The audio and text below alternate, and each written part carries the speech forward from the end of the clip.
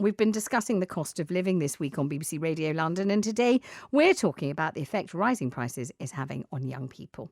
Deborah is a history graduate from Newham. She's in her early 20s and is currently living at home, supporting her mother and siblings financially through benefit payments, and she's being helped by our Newham Money Service. We're going to be speaking to them shortly. But first of all, Deborah kindly joins us this morning. Hi, Deborah. Good morning to you.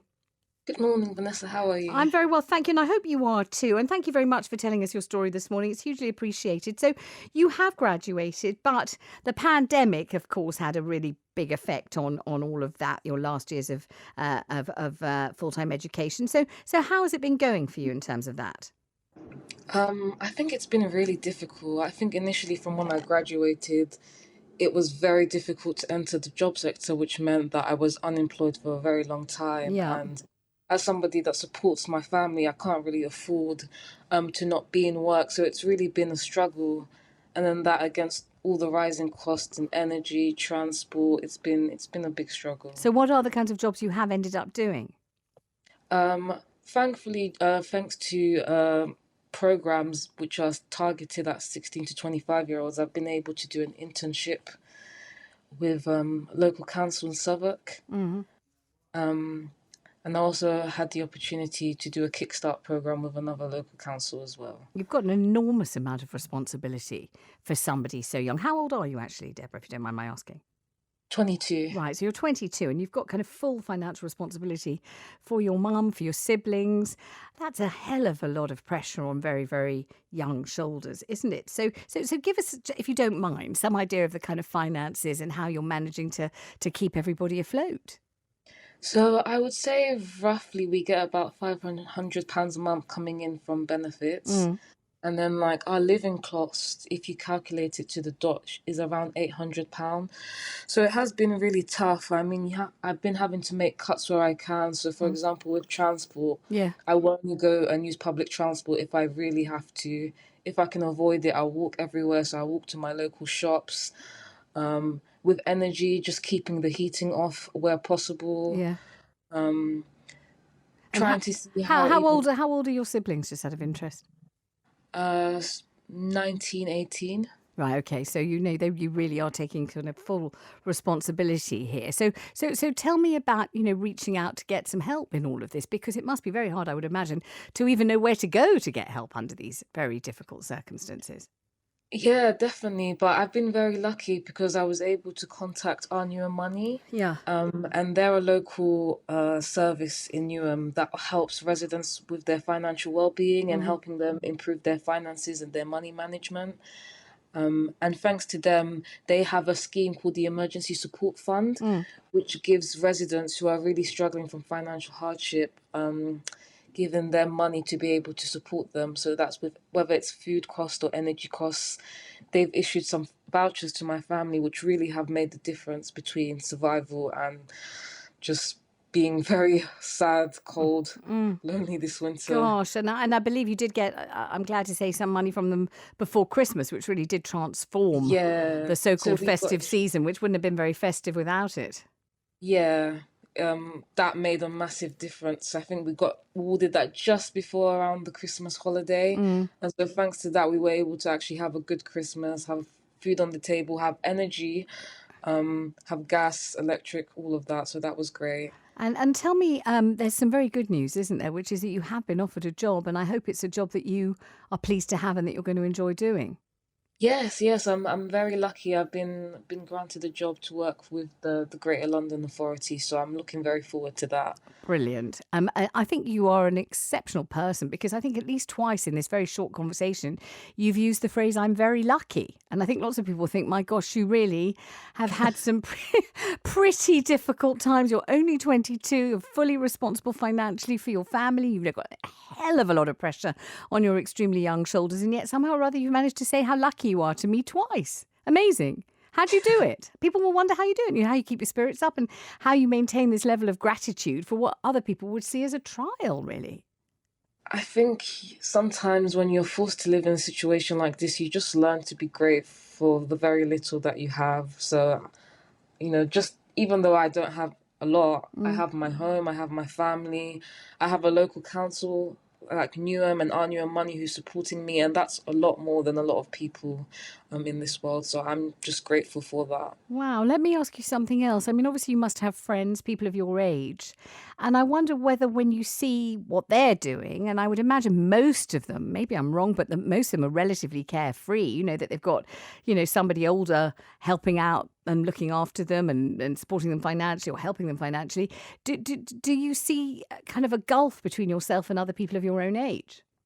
100%. I Mm. think I would say amongst my friendship group, there's only maybe one other person who's got a relatively similar situation to me, but otherwise, a lot of the time I feel very alienated because I feel like I'm alone Yeah. in this situation. I would imagine that you would, that, you wouldn't have it that much in common with them because you've got such, deep worries and cares and responsibilities and they haven't. And it must feel as if it's almost a kind of, alien species. They're all living one life and you're living another. So it must be, I mean, you've been incredibly upbeat, but it must be hard to keep this cheerful all the time when you... Oh no, definitely. I Mm. think maybe I'm just a bit cheerful because I'm up and early, but it has been really difficult. It's not always easy, and I think when you don't see people around you going through the same thing as you, it can be quite tough. Mm. Um, you just wonder why me? Why did this happen to me? Why is no one else going through what I have to go through? Yes, of course. And when the pandemic struck and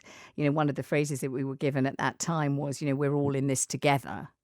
Did you feel that we were, or did you feel that your experience, was really a lot tougher than lots of other people's?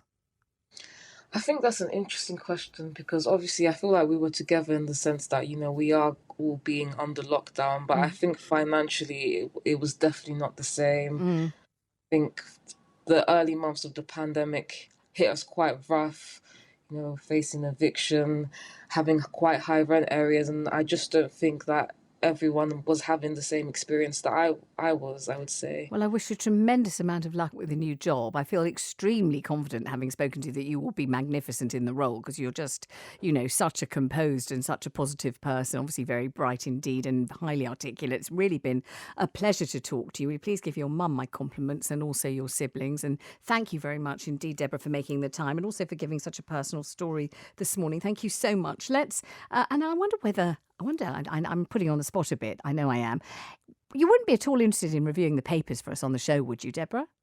Oh, absolutely, I'd love to. Would you? Because we'd love to Yeah. have you. I think you'd be a tremendous asset to the show. I tell you what to do. If you just stay on the line, then my producer Gemma will have a quick word with you, and maybe we could sort that out. Because I wouldn't like to lose you as a contributor. You know what I mean? I'd like to keep in touch and see what's going on with you and hear your views on whatever's going on. Thank you very much indeed. Let's go now to Anne Reid from our Newham Money Service. Hello, Anne. Oh, good morning, Vanessa. Yes, it's Anna speaking. Anna, nice to talk to you this morning. And what a great testimony to the good work you're doing. Deborah just gave us. I mean, you really are transforming people's lives. There's no question about that. And, when she talked about the difference between Christmas with your help and Christmas without your help, didn't really bear thinking about, did it? No, absolutely. It's been such a difficult time for our residents. I mean, even before the pandemic started, 48% of our population were living in poverty, which is almost double the national level. And our new money has seen, well, a substantial increase. I mean, about 300% increase in residents approaching us for the service for immediate financial assistance. And we've provided that through our emergency support, by providing a safety net really for residents and in particular families to help ease exceptional pressures which they've experienced through hardship in this difficult time. So talk us through how they approach you, because I've had at least one colleague this morning say, blimey, if I were in really acute financial need, I would feel intimidated and nervous about approaching the council. I'd be worried that, I might get a bad credit rating or, it just wouldn't go down well. I'd be nervous. So how do you, engineer a situation where people are not intimidated to approach? Sure. Well, the first thing to say, Vanessa, is that our service it's a free service, it's confidential and impartial. Right. And we hope by telling people that they feel, firstly, that we're more approachable, but also we work really hard to ensure that we're as accessible as possible. So we work with a local enabled living team to ensure that residents who've got communications difficulties can access the service. For example, we've been working with the deaf community and using British Sign Language interpreters to host virtual advice sessions for the deaf community. We also have a language shop in Newham so that we can book interpreters for residents who might have language barriers so that they can access the service. We do have some referrals into us from other faith community sector charity organisations, but also people can approach us directly, and our staff are trained to be very friendly, approachable, empathetic, and just make it as easy as possible really for people to have those very difficult conversations with us. And just talk us through the process. If somebody really is in acute financial need, they approach you, and you say it's confidential, which is brilliant. You say it's impartial. But what could happen? What are you able to provide? So, when most people come to us, they're very often at the point of crisis, and so we need to take them through that journey. We firstly provide them with that emergency support. So we have a grant that helps residents facing an emergency where there perhaps aren't other forms of support available, and the grant meets their individual, their immediate needs. So for things like food, energy, white goods, beds, mattresses, that sort of thing. And then after that, we'd look at their sort of overall financial situation. We'd look at budgeting with them, if they have any debts that we need to resolve, are they claiming all the benefits they're entitled to, and we would meet with them regularly and take them through that to sort of secure, ultimately we're looking to secure their financial well-being. Thank you very much indeed for talking to us, and indeed for all the amazing work you're evidently doing, Anna. Thank you. Anna Reid there from our Newham Money Service. If you have used them, you might want to give us a call. If indeed you're finding your own council not as open to helping you out, maybe you really are in trouble and you haven't known who to turn to, and you've maybe tried the council and it hasn't worked out, then get in touch. 0800 731 2000. After 9, we're going to be talking about what is or is not considered